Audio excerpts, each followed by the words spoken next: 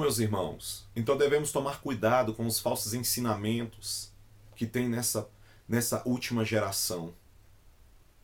Porque a palavra de Deus diz aqui em Timóteo,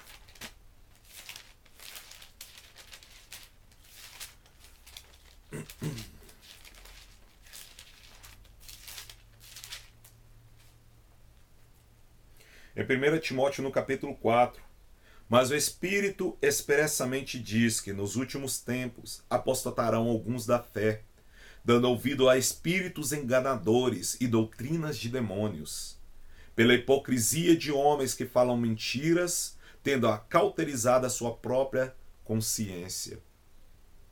Em 2 Timóteo também, o apóstolo Paulo também, no capítulo 3, ele também reforça para Timóteo acerca desses últimos dias.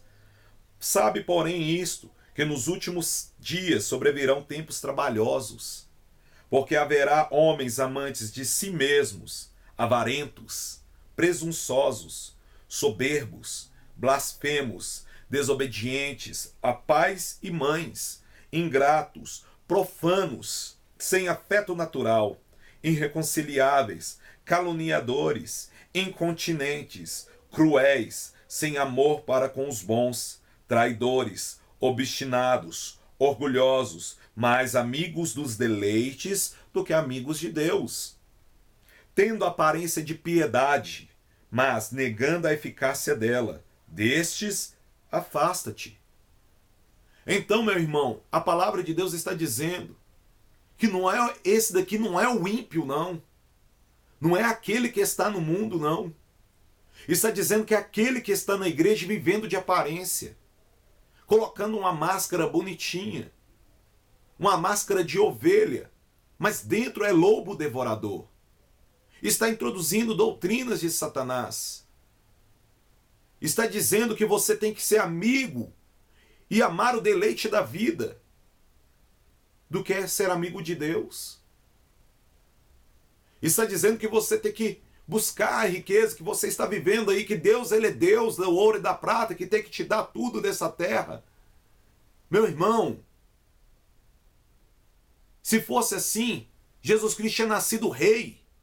Se fosse assim, Jesus Cristo tinha sido milionário. Ele pode fazer tudo mesmo, ele pode te dar riqueza, pode. Se ele quiser e ver que você necessita da riqueza. Mas a palavra de Deus diz assim: bem-aventurados os pobres, porque deles é o reino dos céus. E Jesus mesmo diz: mais fácil é um camelo passar no fundo de uma agulha do que um rico entrar no reino dos céus. Porque o coração do rico está o quê? Nas riquezas. Porque ele confia mais nas suas riquezas para poder o livrar do que confiar em Deus.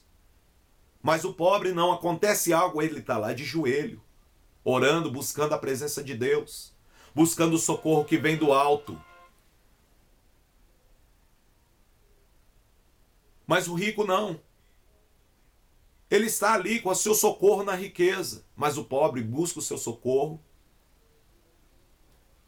em Deus. E dos 12 apóstolos, algum deles era rico? Era milionário? Jesus podia ter escolhido um fariseu daquela época, milionário.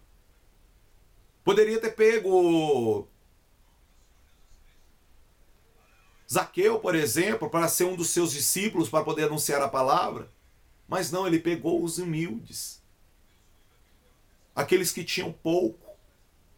Porque eles tinham o coração que aberto para que a palavra do Senhor entrasse. Muitas igrejas aí estão dando valores à riqueza. A carta de Tiago mesmo disse que quando entrares alguém dentro da igreja, pobre, humilde, não mande ele sentar nos últimos lugares, não. E quando entrares alguém rico, não mande ele sentar no lugar de honra, não. Porque são os ricos que oprimem aqueles que buscam a palavra de Deus. É aqueles que manipulam outros para poder perseguir a igreja de Cristo. São os ricos. Ou você acha que é o pobre? São os imperadores, os políticos, são os reis, são aqueles que têm abastança, que querem proibir a palavra do Senhor, que querem proibir aquele cristão de crer no Salvador. São os ricos. Não estou dizendo para você odiar os ricos, não.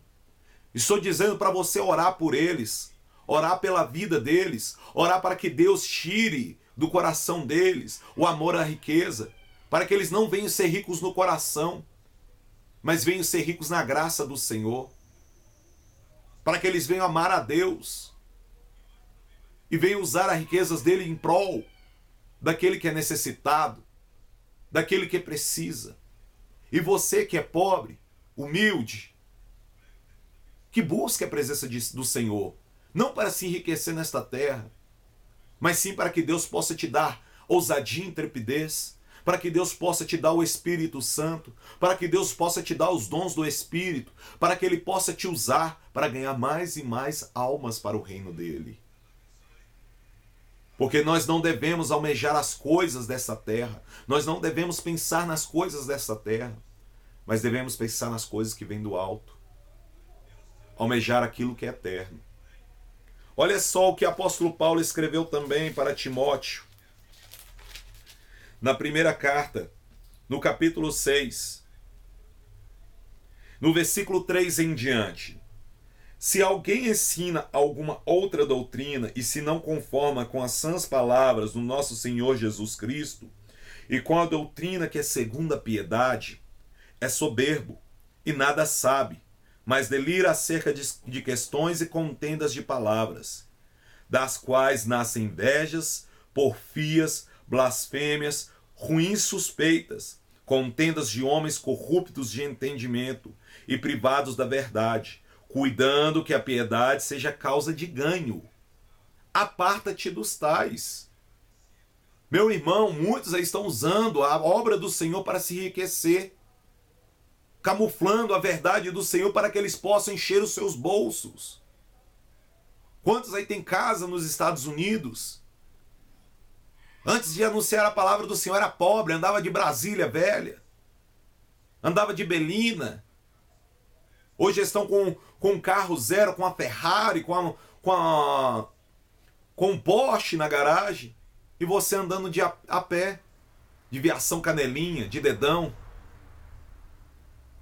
E eles aí. E você tá lá, ó, acaba de receber seu salário. Vai lá dar o salário todo para a igreja, porque eles maquinam a sua mente. Eles distorcem a palavra de Deus, fazendo você crer que Deus vai te dar. Deus, ele pode te dar, mas Deus não é Deus de barganha, não. Deus não quer que você barganhe com ele, falando, eu vou te dar o meu salário e quero que o Senhor dobre ele. Não, meu irmão. Deus ama aquele que dá com alegria. Eles pegam a palavra do Senhor, se você não dá dessa forma, eles começam a falar que se você não dá, você vai ser amaldiçoado. Se você não der, você vai perecer, porque aquele que não ajuda a obra de Deus, esse é do diabo. Então você acaba dando por medo, por temor. Se você não dá por pensamento da promessa, eles acabam manipulando, fazendo você dar por temor, por medo. Então eles querem usar a piedade por causa de ganho. Mas o apóstolo Paulo diz aqui, ó, mas é grande ganho a piedade com contentamento, porque de graça recebemos, de graça dai. Porque nada trouxemos para este mundo, e é manifesto que nada podemos levar dele. Tendo, porém, sustento, e com que nos cobrirmos, estejamos com isso contentes.